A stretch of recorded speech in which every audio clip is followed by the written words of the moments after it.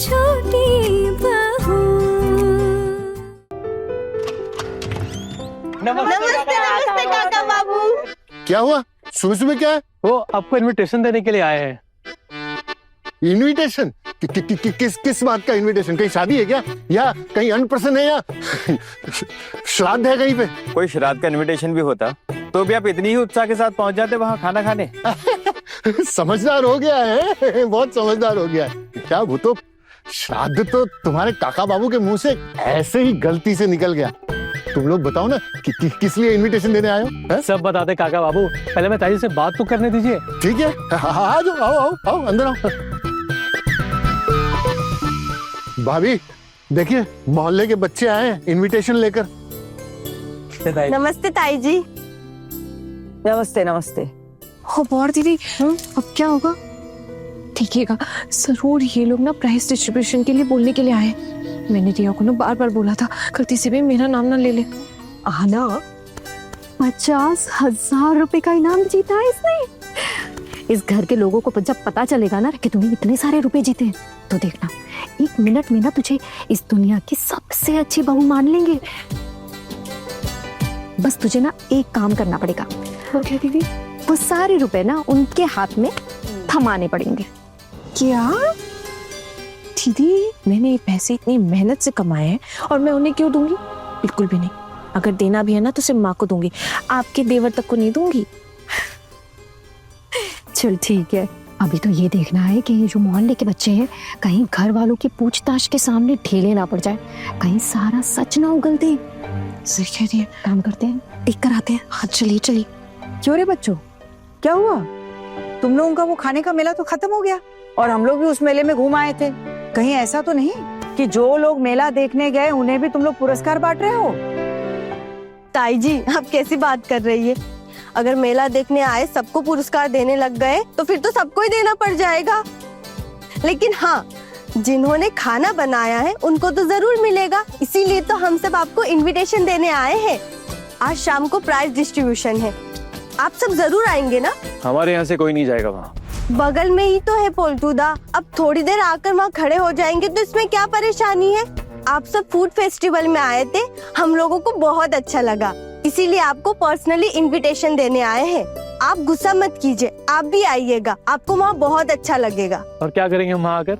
कुछ खाने पीने की व्यवस्था है? नाश्ते का पैकेट वगैरह कुछ मिलेगा हमें? जो लोग जीतेंगे उनके घर वालों के लिए नाश्ते के पैकेट की व्यवस्था पूरी है। और हमारे घर से तो किसी ने नाम ही नहीं दिया, तो फिर प्राइज कैसे मिलेगा? अब जब प्राइज ही नहीं मिलेगा, इसका मतलब तो यही हुआ कि नाश्ते का पैकेट भी नहीं मिलेगा। आप लोगों के लिए रहेगा वो, आप लोग बिल्कुल चिंता मत कीजिए, आप लोगों के लिए वहाँ पूरी व्यवस्था रहेगी। जब हमने किसी ने यहाँ पे नाम ही नहीं लिखवाया तो फिर ऐसा स्पेशल ट्रीटमेंट क्यों?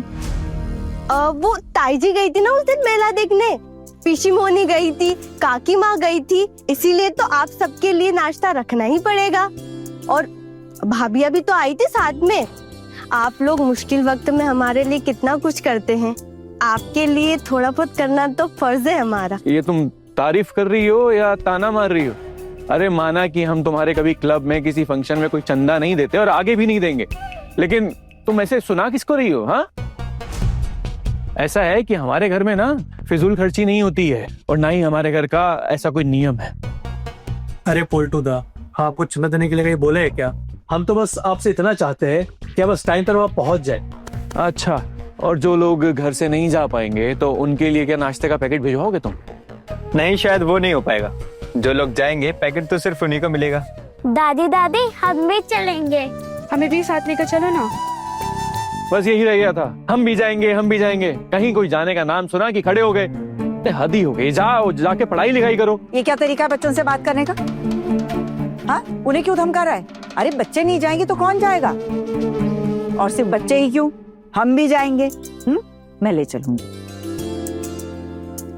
हाँ रिया, कब तक पहुंचना है बेटा? शाम को 4 बजे। आप सब आएंगे ना पक्का? आप सब लोग मतलब? तुम्हें क्या लग रहा है घर की बहुएं भी जाएंगी? अरे एक बार बाहर जाने दिया, इसका मतलब ये थोड़ी ना है कि हर बार बाहर जाके डेरा जमा कर बैठ जाएंगी। हमारे घर की बहुएं अगर भाभिया आ भी गई तो क्या बिगड़ जाएगा, पूरी दिल की तो बात है। देखो ऐसा है कि तुम्हारे घर और हमारे घर के अनुशासन नियम बहुत अलग अलग हैं। तुम लोग नहीं समझ पाओगे तो रहने दो। पोल्टू, तू खामखा बात बढ़ा रहा है, मुझे बात करने दे। हम लोग वक्त पे पहुंच जाएंगे रिया, और फिर हमारे घर से जो भी जाना चाहेगा सबको इजाजत है। माँ, हम भी जाएंगे ना साथ? क्या बात है बड़ी भाभी, आप लोगों में कुछ ज्यादा बदलाव नहीं आ गया है? पहले तो आप लोगों को सूरज की रोशनी तक नसीब नहीं होती थी, वो एक बार आपके कदम बाहर चले गए घर के, अब तो आप लोगों के पांव घर पर जम ही नहीं रहे। दिया, हम चारों बहुएं जाएंगी।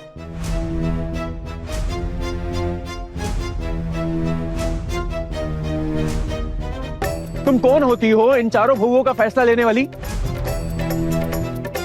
कलेजे में दम नहीं, लेकिन हम किसी से कम नहीं। अरे तू होती कौन है बीच में बोलने वाली? हाँ, सरपंच है तू? हम बात कर रहे हैं ना यहाँ पर। बड़ों की बात काटने की आदत हो गई है इसको तो।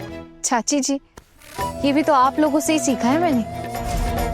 हमसे सीखा है मतलब? हमने क्या बड़ों को जवाब दिया है?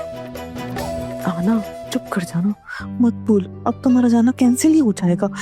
पहले तो लग रहा था हाथ पैर जोड़ के मना लेंगे, चले जाएंगे, लेकिन ऐसे झगड़ेगी तो फिर नामुमकिन ही है ना जाना। पर क्यों दीदी, ये लोग हमेशा हमको दबा के रखते हैं, ऐसे ही कब तक सहते जाएंगे? क्या हो गया? क्या हो गया?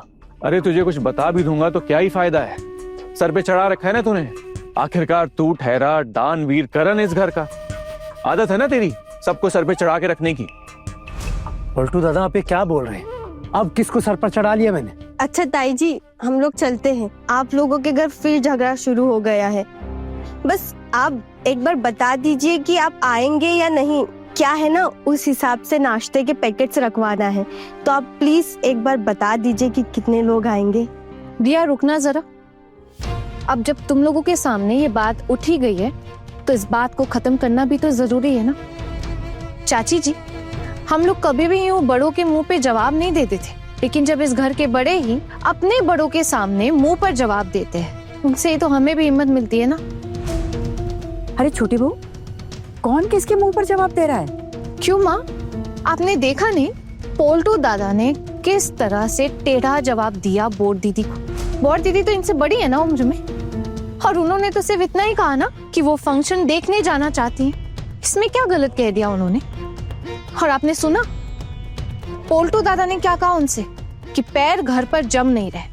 पोल्टू दादा, जब आप बड़ों की इज्जत नहीं कर सकते तो फिर आप हमसे अपनी इज्जत की उम्मीद क्यों लगा के बैठे? तुम्हारी इतनी हिम्मत, सबके सामने मेरी बेइज्जती कर रही हो। अब ये बहुओं में भी छोटी बड़ी होने लगी क्या इस घर में? हम बहुए क्या कोई भेड़ बकरियां हैं क्या कि हमने कोई छोटे बड़े नहीं होंगे?